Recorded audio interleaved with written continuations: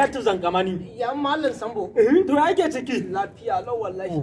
Ai nake ga maka dama ina so in ganka. To ga wallahi. Na samo ta da dumudumin ta. To ka san mu muka samo.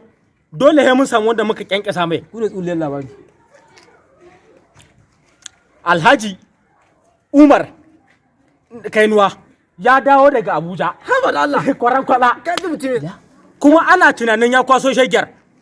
Kai me kenan? Yau mi ka sani? Wannan mi take da suna macaroni ko mi ne? Kwaro da baruwa. Kwaro da baruwa. To zaka jin gaya maka. In dai ya kawo nukuci wato kuɗi kenan. To ba ruwana zan rungume shi in kama shi mu gaisa wallahi tallahi kuwa.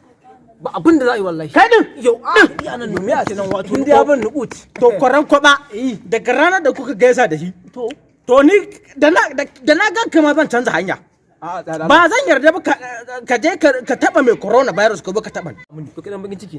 Wallahi kidan bakin ciki. Dan ta mun gulu ne. Ina ga alama. Dan ta mun gulu ne. Wallahi runguma shi zan yi. Ai ko ba. Ya ban kudi rungume shi. Ba da na ganka.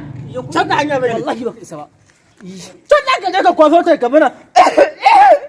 Yanda ka san kai kwaran kwaba ba ni ba kai daga yau.